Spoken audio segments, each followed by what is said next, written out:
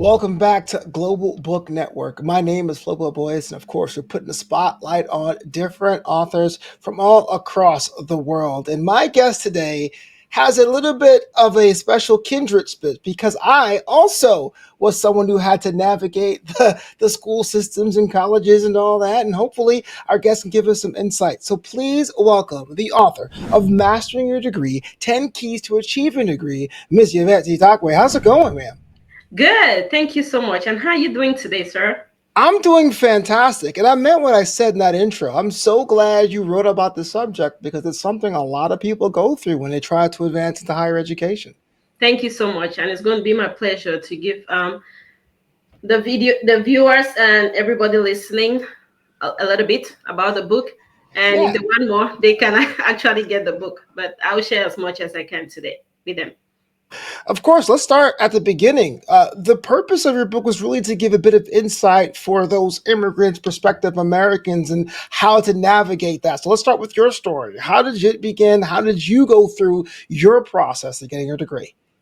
Thank you so much. It will be my pleasure to share that with the viewers. And this project actually started. I'm going to give a little bit of background about myself. And being an immigrant, I got to the United States here in 2010. And the purpose for my travel was to meet my husband. And when I got here, it wasn't really easy. It was a difficult moment, understanding that we had to start from scratch. He had been here for a couple of years, but joining him, and bear in mind, that was my first time ever leaving my parents to travel that far. So I want to tell you, I had a lot of questions in mind and I had a lot of doubts, knowing that I had always had my parents to guide me through everything. But now I had to start life all over with my husband, whom I really did not know in person, but we did most of our relationship in a distance. So it was challenging beginning marriage and knowing him and then knowing my new environment. But with that, as pushful as I am, and I'm always positive, and through the help of God, I started education and I started here in Maryland at PG Community College. It was pretty difficult and challenging because as a wife, you don't only have education, but you have family too to care for. And I started bearing children and I was in school too, and I was working full time. So I had to maneuver, join 3 time, full-time housewife, full-time school, full-time work. And I was like, do I have to give up? I said, no, I just have to keep going because I know I have a lot of potential and sometime I'll be letting the world know a little bit about me. And here we are. So what actually brought me to publishing this book? It's sometime in 2019. I was with a friend at work and very close friend of mine, and she just got into my office and she burst out crying. And I was like, why are you crying? She was like, oh, Yvette, you can imagine what I'm going through. My student loans, my monthly payments just doubled. I was like, what are you talking about? She said, don't tell me all this while you've been studying you don't have student loans. I said, no, I don't have student loans. She said, Yvette, you're lying. How have you been going to school? I said, hey, I've been paying out of pocket. She was like, you don't mean it. There's nobody in the United States that does not have student loan. I said, I don't know. Pull my name up anywhere. I don't know about it. I know about it, but I don't have it. She said, really? So I said, tell me a little bit about your situation. And she said, before COVID, she used to pay close to $400 every month. But I can't just imagine that after COVID, everything just doubled and she had to be paying $800 to $900 every month. So mind you, it was really a stressful moment for her because she had to start picking up a lot of overtime to be able to meet up with these payments. So when I sat back and one day I was just thinking, I was like, hey, Yvette, there's a lot of people talking about that and a lot of people are struggling. And you were not born and raised in the United States. You're just an immigrant and you made it. So why don't you share your experience with people who are aspiring to travel or to study abroad, or with others who are already abroad and they're already struggling in this issue of student loans? And that is how I decided to pen down all the theories I used, all my challenges, and how I overcame them. And that is how we came to Mastering Your Degrees 10 Keys of Achieving a Degree Without Student Loans. And you're originally from Cameroon, is that correct? Yes, I'm from Cameroon, And, originally and from Cameroon.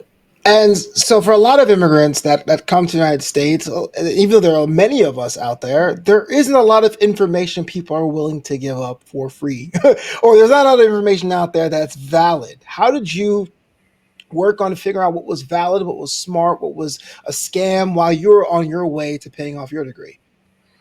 So I like research. I like asking questions, and I like mentorship. Everything I dive into, I first of all sit down to plan about it. I go into research. I want to look who has gone ahead of me to try this path, who has gone ahead of me to walk this path that can lead me, that can hold my hand, that can say, Yvette, you go right or don't go left. I always want to do that.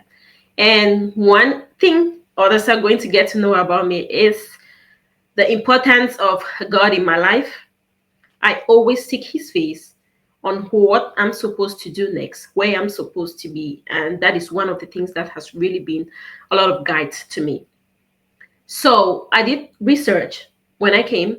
I had a lot of influences from family, from friends telling me, oh, you can just study this, or you can just do this, or you can just do that. And I want to say a big thank you to my husband because him being here for a couple of years was a really great support system to me. He was able to tell me, Yvette, credit cards are good, but bad in this aspect. So if you want to use it, you can use it this way. He was able to tell me school is good, but you first of all have to sit down and decide on what you want to study in school so that tomorrow you're not just roaming the job market, but you're able to use whatever you study to support you financially.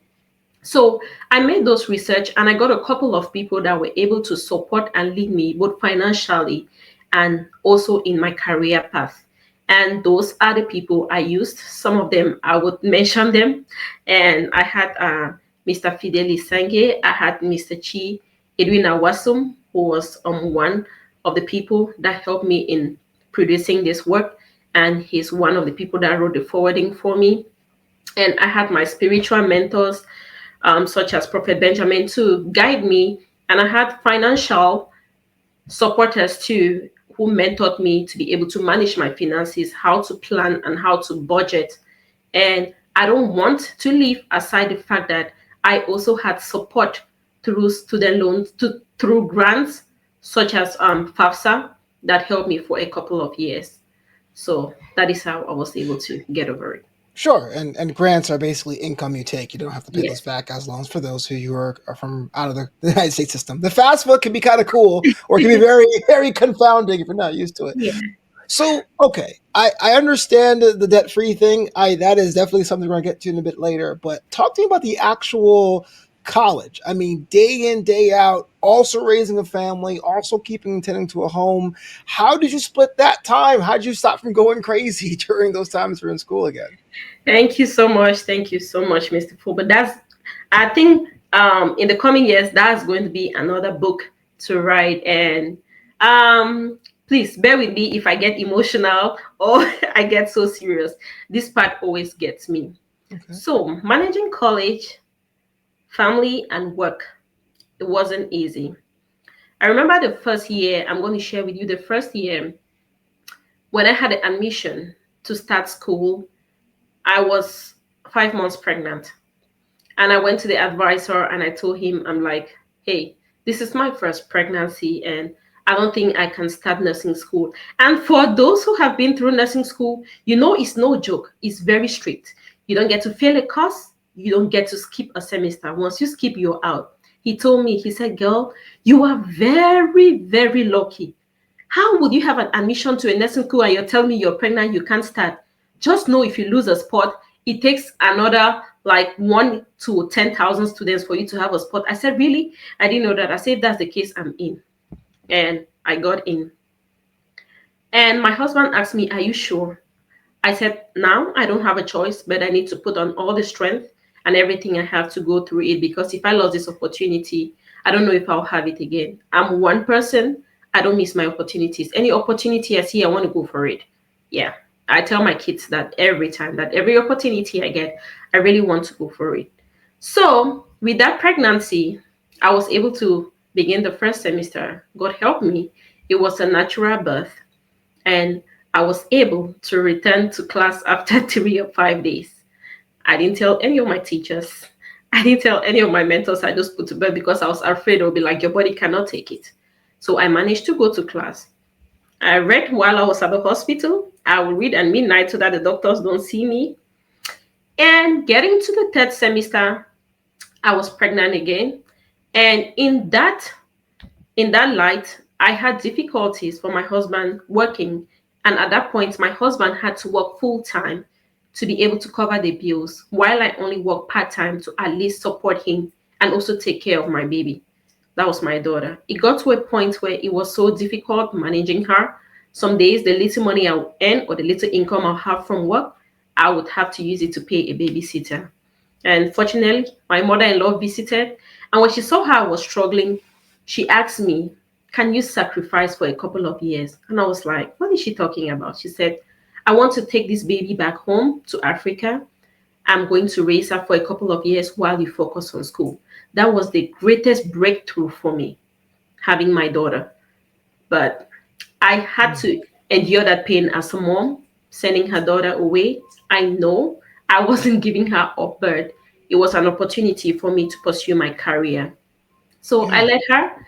She was 6 months at that time. She got to 9 months, and I quickly made a passport for her. And my mother in law took her back to Cameroon. So she spent 2 years. In that 2 years, Mr. Fobo, I studied like I never did before. I took classes, weekly classes. I took bi weekly classes, monthly classes, and that is how it helped me speed up my program. And during that time, my finances too, I was able to manage them and budget better because I was no longer paying any babysitting. So those finances, I put them together for my tuition and also for my books. And what I did was I worked extra hard during the holidays to raise more income. I worked 2 to 3 jobs, and I cut all my spending. There was no partying for me. There was no expensive clothes. I focused on my uniforms. I focused on books. I didn't focus on any designer bags. And that is how I diverted every income to my education. And that is how I was able to maneuver it. Yeah. I don't have kids of my own, but a lot of my friends now are having children, and they have always told me that you'll never guess how much childcare costs I'm telling you. nowadays. It is something surreal. Yeah. When I was in my mom's belly, she was in college too, and there were stories of how she was on bed rest and still went to class, and the teachers were saying, "Don't go out, go back to bed. What are you doing?" No, And there then was no bed rest. And sorry to tell you, let me share this with you. The please. second child was a C-section. And I remember I was discharged on a Sunday evening, and I had a final exam on Monday. I could not even drive to school. School was just like 10 minutes drive. I had to call a friend. She picked me up, and I was like, don't let the teacher know I had a C-section. So we went extra early for me to be able to slowly walk to class, and I sat down. And when I finished, I had to wait for everybody to go out of class so that they don't see me walking that way. And they were like, what is going on? And I just want to thank God. I had 3 groups of friends who stood by me and supported me. And it was great success. It was a time of building family and relationship. And I really appreciate that. Yes. Yeah. In advance of this interview, I had a chance to watch the book launch of your book on YouTube, which is Oh my available now. God. You had your Thank friends and family out there. That must have been a very surreal situation to see the product of your work and your friends and family that'll support you. Tell me more about that. thank you. So the book was launched on March 8th, and it was a good turnout. Being or getting to know that it was my very first book launch, and the preparation towards the book launch, it was so scaring, it was tiring. And I was like, I kept asking, are you sure this day would come? I had a lot of anxiety. I could not sleep. I was like, it's my first time.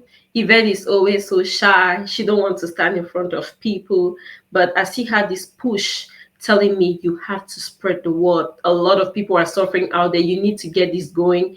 And I don't want to tell you how many times I gave up. I was like, no, I'm just going to keep the book to myself. I'm just going to put it on Amazon. If anybody stumbles on it, they stumble on it. I don't want anybody to know. Let's cancel the events. My friends were like, no. And I had Valerie, one of my friends, she was like, I will support you. I was like, Valerie, I don't even know what to do. She said, don't worry about the decorations. Don't worry about the arrangements for the snacks. I got that covered. I had Patricia there. She was like, Yvette, you're so bold. You have a lot of talent. No, you can't keep it with you. You have to keep going. And my husband, my mentor, Mr. Wasum, he was like, this girl, you don't even know what you're made of. There's a lot of knowledge, wisdom in you. You have to keep going, girl. We have to do this. And that is when I got up. I prayed about it. I started looking for a venue. And I want to tell you, I want you to understand, and I want everybody to understand that when God is in something, He always makes a way. When you feel like it's all gone, He shows up. After looking for venues and giving up, I just had a friend who said, try this venue. It's close to my office. They might have something to offer. I'm telling you, the very first call, they were ready. They were ready. And she was like, I don't know. In March, there are a lot of weddings and events. I don't know, but I pray God helps you. When I called them, they were like, oh, yeah, your date is available. No problem. And I was just waiting. And I was like, these people are going to slap me now with the whole sum of, and it was so affordable. I was like, yes, I will take it. I could not wait to say, yes, I will take it. And I was like, yes. I said, when do you want me to come pay for the deposit? She said, anytime you're ready. I said, no, not anytime, because I don't want to get there. And and I went to my boss and I said, boss, can I have 30 minutes of break? I have something I have to take care of. And he was like, yeah, go. Why not? And just like that. So I took my break. I quickly went and I booked for it. And I'm telling you, there is always an obstacle that would come. I had signed a contract with this book production company, and I was waiting for the master's copies that I had to use for this book launch. 3 days to the book launch, I had an email stating that your master copies were delivered. Guess what? I got home with all this excitement to open my master copy. And when I looked at the very first page of the master copy and the second page, guess what? The title was wrong. Oh The no. front cover was something else. You needed to see my mood. I could not eat. I started crying. I was like, what have I done to deserve this? It was embarrassing. It was so disappointing. And I was like, how do I go for a book launch without master's copy to at least offer or share with the people who are coming to support this vision and who are coming to promote this work? And I was so confused. The next day, I called a friend and he was like, how are you preparing? I said, it's not moving. I don't know what I have to do. He was like, we have to. There must be a printing press that can help us around. I don't care if we endure extra costs, there must be a printing press. So get to work. That's what you were supposed to do. Get to work rather than worrying. I got on the internet, put in my zip code. I started looking for the closest printing press. Thank God, I saw one. And I asked them, how fast can you do a production for me? At least give me 50 copies to begin with. And that is how we made a deal. And overnight, I was able to get copies to use for this book launch. And I was really, really like grateful. And I still want to send in my appreciation to everyone who was there to support me. And it's just some of those challenges that come, but I believe with prayers and commitment and you not being disappointed and the willingness to share the vision you have with others, God always makes a way. And that is how we got to the book launch. And it was pretty successful. I guess you saw that for yourself. Yeah. Well, what I liked about you telling your story is that a lot of times we have creatives on the show and other authors, and they're always at that moment of like, who is going to care or why should anyone buy it? But you had a support network that saw the potential for not only yourself, but helping others. And I got to ask, that must be pretty uplifting seeing everyone show up with the love and adoration on book launch day. Yeah. Yeah. Well, Thank as we go through the chapters of Mastering Degree, 10 Keys to Achieving Degree, was there one particular concept or one key that you think that maybe it gets overlooked when people think about finding a way to get a degree? Yes. And I would love to share that when whenever I share my story with every other person or friend I meet on the way, I I let them know that every chapter of this book is pretty important. every bit of it, every chapter, beginning from planning. You would not tell me that you just want to wake up and travel from Los Angeles to Maryland without picking a date, without picking a time, without picking which airlines you want to travel with, or without deciding if you want to fly or you want to drive. Yeah. Some people just wake up in the morning and they run. But even in planning, there are little tips you're supposed to know. Is it cost effective to either use a plane or drive a car? Is it safer to either fly or to drive a car from one place to another? So every chapter has a message to send through. But if I have to speak, because this book is aimed at serving both those who are abroad and at home, if I have to address immigrants who are migrating to other countries, I want to talk about the importance of budgeting and financial planning. Coming from an immigrant background, I want to tell you it is not common with us. It is not common with us. Where I am right now, I still have relatives who just get up and call me. Oh, I'm sick. I need like $200. I need like $1,000 to be able to take care of my hospital bills or to be able to take care of my bills. We really don't know the importance of budgeting and financial planning. We don't know that from the first day you were told or you discover that you've conceived a baby, you have to start thinking, how much is it going to cost me to do antenatal care? How much is it going to cost me to take this child through elementary up to college? We don't know that importance. So the first and most important thing I want the immigrants to understand is the importance of us budgeting and financial planning. It is very, very important as immigrants ought to know that, because that's something that is really not common in our society. So every chapter of this book really speaks a volume, and it has a specific message and a specific challenge to address. And secondly, if I have to speak to my friends, brothers, and sisters here in the United States or those abroad, I want to encourage you about the importance of facing challenges and managing stress, which is found in chapter 9. In the course of my study life, in the course of building my career, in the course of my day-to-day work life, I noticed that we are mostly overcarried and overwhelmed either by our personal challenges or the challenges around us. I don't know about politics. I'm not talking politics, but I just want to use a little something going on right now, especially when it comes to immigration and how things are changing. I don't want to tell you how many people are discouraged, how many of my friends are already like, I'm looking for alternatives.